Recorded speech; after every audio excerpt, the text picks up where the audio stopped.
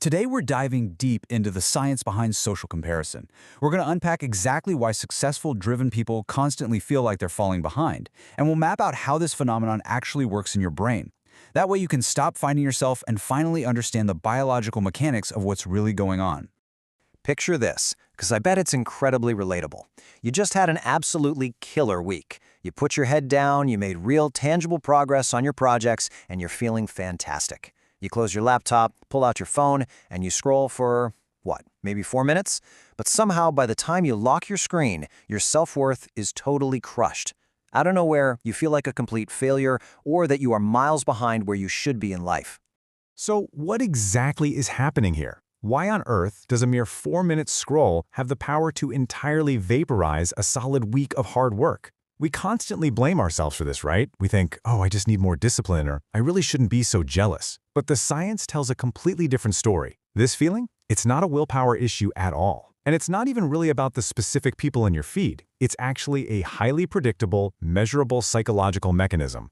Psychologists actually have a name for this. It's called the comparison trap. It's a measurable psychological effect where a feed packed full of highlight reels fundamentally distorts your sense of your own progress and your self-worth. And here's the real kicker. This trap specifically ensnares ambitious, high-achieving individuals harder than almost anyone else. To understand why that is, we need to look at how human comparison actually evolved. You see, humans are wired to compare. It's just what we do. But historically, we evolved to compare ourselves to a small village, capped at roughly 150 people, which is a cognitive limit known as Dunbar's number. Within that small tribe, you saw an unfiltered, completely mixed bag of days. Sure, you saw your neighbors' wins, but you also saw their bad days, their failures, and their incredibly boring Tuesday mornings.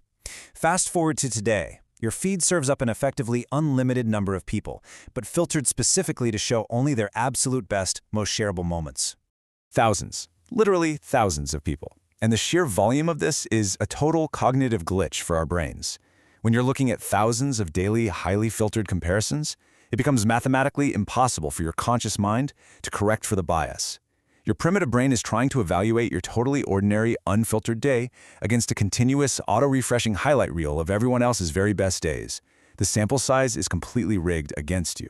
Now, here is the really cruel irony of this whole thing. You'd think highly accomplished people would be immune to this, but the science reveals the exact opposite.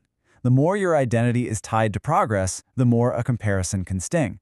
If you already measure your self-worth heavily through accomplishment and self-improvement, you're biologically wired to take these comparisons personally. You are naturally hypersensitive to anyone else's perceived progress. If you're an ambitious person, scrolling isn't just a casual catch-up. Your brain doesn't process the feed as neutral information. It reads it as a direct personal scoreboard. And the specific cruelty here?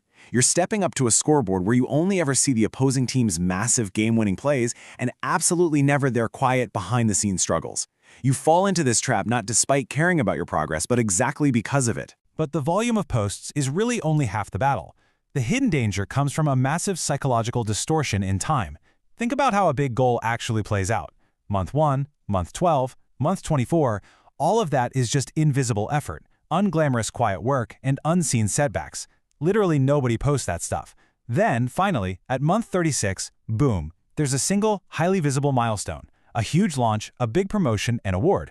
When you scroll, you only see month 36, so you're constantly sitting there comparing your ordinary, messy month 12 of quiet work against someone else's ultimate finish line.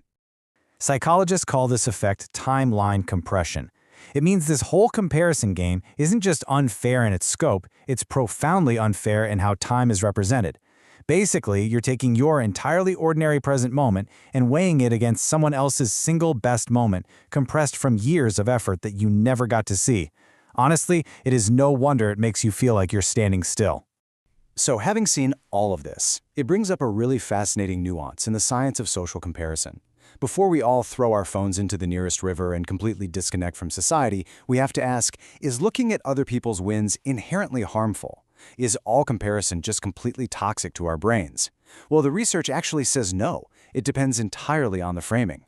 There's actually a very clear scientific distinction between the two directions social comparison can take. First, we have upward comparison that functions as inspiration. This is genuinely useful stuff because it produces a specific next action.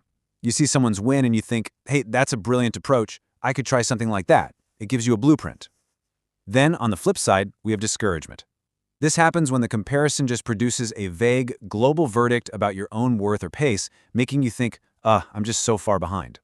The first is a productive cognitive tool. The second is a total psychological dead end. All right, the good news is we are not helpless here. Psychological research gives us actionable, evidence-supported strategies to ensure our social comparison leans toward inspiration rather than just pure discouragement. You don't have to quit social media entirely. These 3 specific steps are what the science suggests will actually help you reclaim your sense of progress. Let's break them down. Step 1 is to deliberately curate rather than passively consume. Actively unfollowing or muting accounts that consistently cause discouragement is a scientifically valid boundary to set.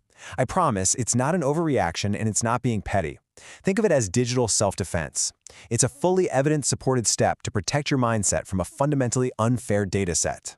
Step 2. Keep a private record of your own actual timeline. Because timeline compression is such a massive part of this problem, keeping a private log of your own unglamorous, real-world progress over the months actively counteracts this distortion in your brain. It gives you an honest anchor. In fact, your own past progress is literally the only perfectly fair comparison point that actually exists. And finally, step 3, time box your exposure to limit all that passive scrolling. But listen, if you take absolutely anything away from this, let it be this one simple perspective-shifting truth. You aren't behind. If a feed full of other people's wins has ever made your own genuine progress feel small, that was never proof that you were failing.